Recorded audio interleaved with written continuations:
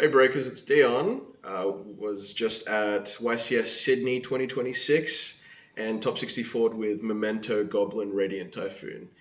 Deck was really good. Decided I wanted to play a deck that outgassed the best decks, and it achieved that. I wanted a Dracotail killer, and it was certainly that, but I did lose, I think, 2 or 3 games to Dracotail, so it is what it is. But let's get to the deck list. So starting with the Memento core, got 3 Anguish. This is your best starter. It's like a Stratos. When you summon it, it's really good because people can't like interrupt by popping it. It's also a revive for level 2s in grave or lowers. If you open this in a Radiant Typhoon related search card, then it's you can establish like a negate to insulate your board before you even get started on the rest of your combo. So this card's really good. Help me all day. Second starter is the mandatory 3 of Horse. The amount of times I baited people with this just to start off. You do have to start off with this because it's required of you to have either no monsters or only Memento cards. So if you start with your Radiant Typhoon cards first, then you can't really summon this from hand. So, but yeah, no, card is really good. Did its job. It's a good starter. Man of the Hour, Goblin. Yeah, it's pretty much a second version of this, but it can send any 2 cards instead of just cards equal to the level that you send. So normally you'd send Ghost in the Attic and the Memento Fusion spell to get your combo started. It also has a hidden effect which came up against Dracotail. If you discard it from hand, you can prevent cards from targeting your Memento cards for the rest of the turn. So I was able to play around Dracotail Horn. No, card's really good. You got to make sure you squeeze out every little bit of advantage from cards like this. Just the one of Darkblade, another starter. It's just E-Telly by popping a card, Memento on the field. It's also an MST on summon, which did come up a lot. Kind of gives a lot of backbone to your boards. Decided only on 1 because it plays into Fua way too hard, but it is semi-mandatory to play, just so you have more names. It's a very good card. Another one of Mace. Its effect is to pop a Memento on field to add any Memento card. So it's technically it is the most versatile starter, but mostly you use it for its Snatch Steal effect during your opponent's turn. There was an incident where I Snatch Stealed an opponent's Mirror Jade. They decided that they would try and use its effect in the end phase to break my board. And then I used Mirror Jade's effect. And because of how it reads, they then couldn't use it at all for the next 2 turns, which is awesome. And then I just broke their board and won. 2 Sleepy. Sleepy's the GOAT. This card, a lot of people don't read. It's not main phase only. I use it in the battle phase all the time. I use it in the end phase all the time. And on pop, it's also Foolish Burial. So you normally Foolish Burial the last, one of the last Memento cards you have in here, which is Ghost in the Attic, and then it starts your full fusion combo. It lets you play during the end phase again, like I said with Branded, that did come up, so card's good. And Ghost in the Attic on pop of monster effect, you get to special summon it. It just gives you bodies, gives you presence. You really hate opening this card. I opened it maybe like 3-4 times, so which was unfortunate, but because of how the deck's built and the amount of versatility it has, I was able to play with it in my hand, so that's good. We have Akihiron. This card's busted. Lets you attack directly when with your high-level bodies on summon, and it's also a recursion card because it lets you add stuff back from your banish and or your grave. A lot of people feared this card, and people who didn't, they got punished by getting OTK'd with the 5k and the 3k that this enabled, so card's awesome. You have your Trihorned, your Horn Dragon. This card's also good. It's an end board piece. I normally just end it on this. On pop, it lets you pop 3 things, including a Memento, so that turns on stuff like this if you have it on your field. It also, they do have to be face up, which is unfortunate, so you couldn't like destroy like back row that's face down. But at the end of the day, it's normally just monster removal, and it's an awesome card. And then the whole reason you play the deck, the 5k. It's a Cash Tira on effect resolution. Lets you OTK when it's by itself, because it can attack every monster your opponent controls, and other cards give it other effects that I'll get into in a second. But no, this card's good. Summoning isn't once per turn, so I did use it to link climb into something that is in my extra deck. So I had at one point like 15 or 16 Mementos engraved, so it was awesome. This card's great. I decided on 3 of Bone Party. The amount of hands that this enables, if it's just this and another Memento, compared to compared to 2 fusion.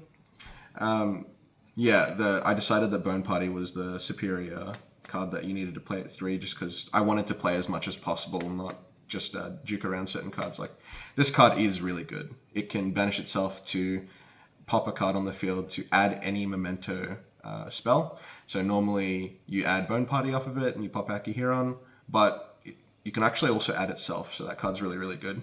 It lets you juke around stuff like Sting or Banish effects if you time it at the right time. And this card like turns on a lot of your Memento cards like Sleepy and stuff, so that card's really good. The field spell, the ability to set one of your other spells from the grave during the end phase was very key. And it's also a recursion card. It revives your cards when they're destroyed. You just target the card and then non-target revive a card with the lower level. It also has, again, another hidden effect where your opponent can't activate spells or traps when a Memento battles. So there was an occasion where I had a Mitsurugi opponent try and use prayers when I declared an attack, and I told him very frankly, no, he could not do that. So no, card comes up. Next we get into the Radiant Engine. 1-1. This one searches monsters, monsters or an MST. This one searches spells or an MST. When you activate it, you actually either you don't actually have to declare which one that you're searching, just that you're using the effect. So these cards were good. This is part of the bridge that lets you into the Memento line, and no, they're really good all day. 3 chant, just for more stability.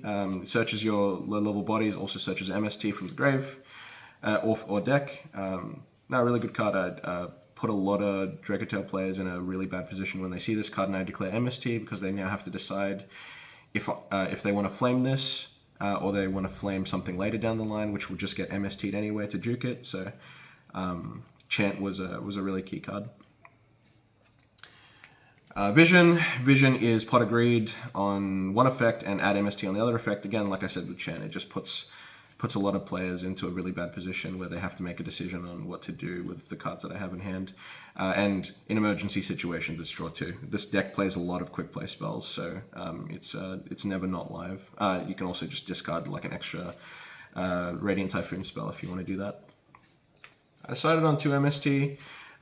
There are occasions in your combos where the last search you have is one of the monsters, and it can only search an MST through the deck, and if you only played one, you couldn't search anything. So it's just kind of a redundancy thing.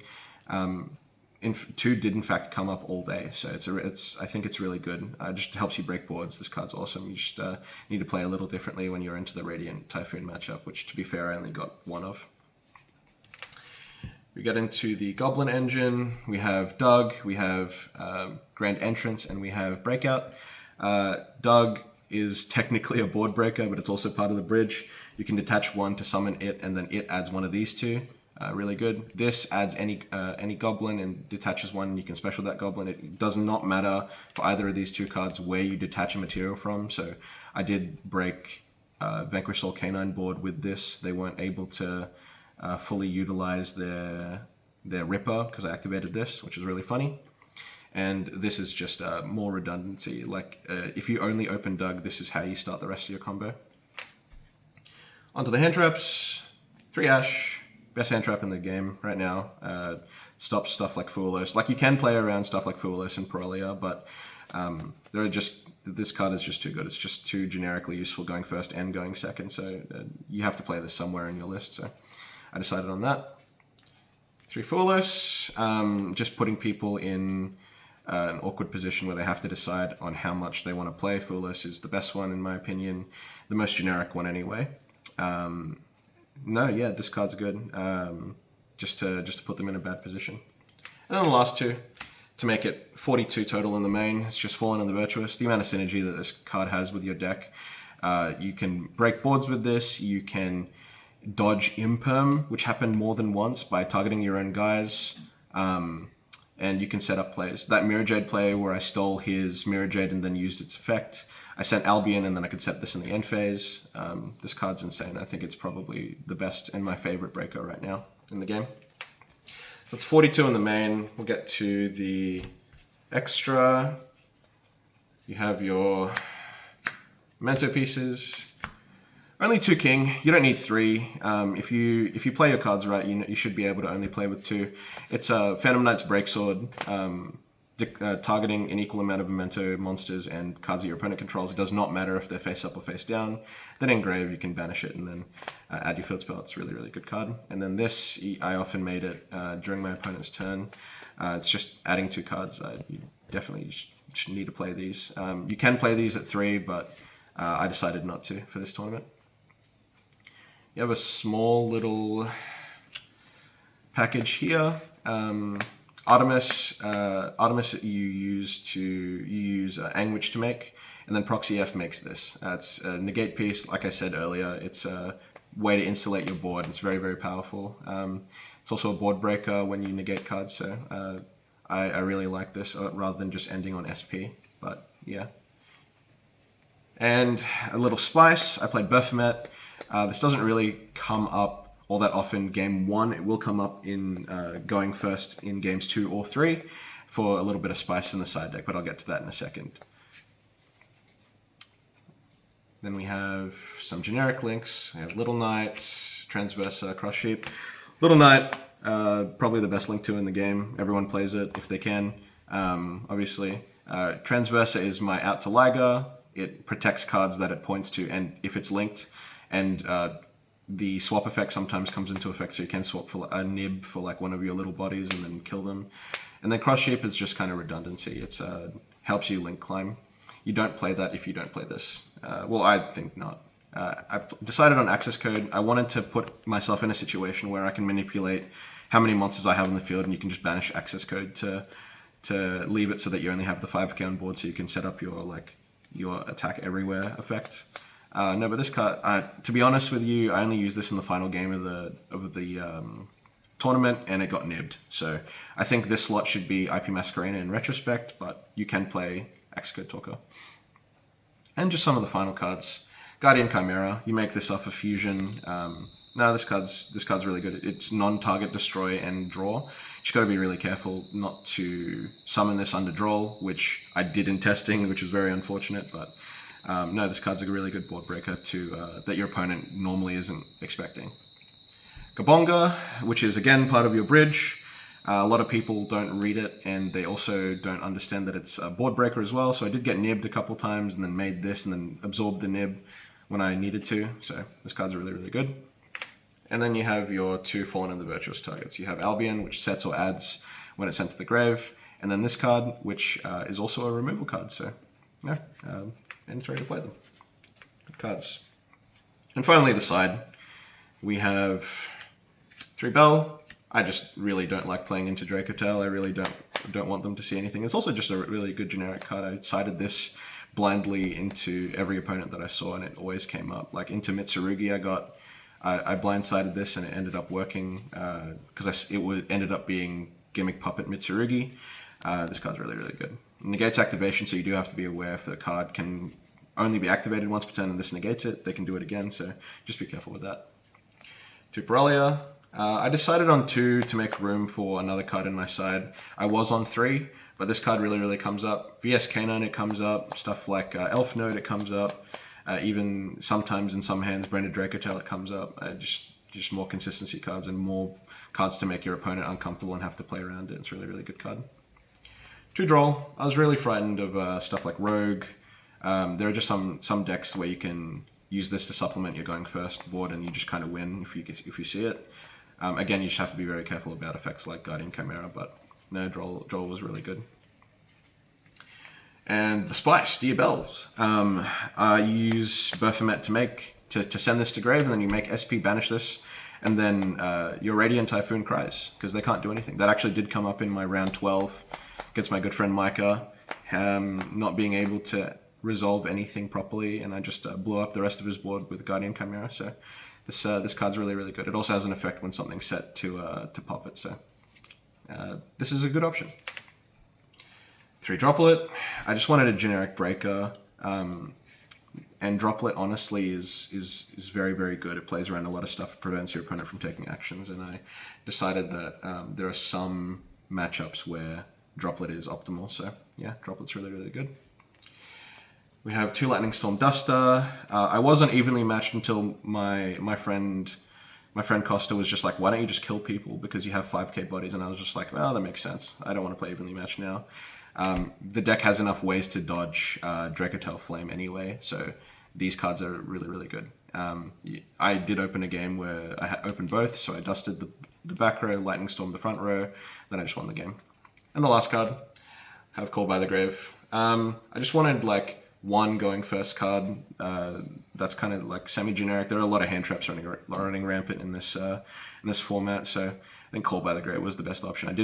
I did consider Tactics Talent, but I just think that I would rather prevent my opponent from playing than punish him for trying to interrupt me. So yeah, no, that's the side.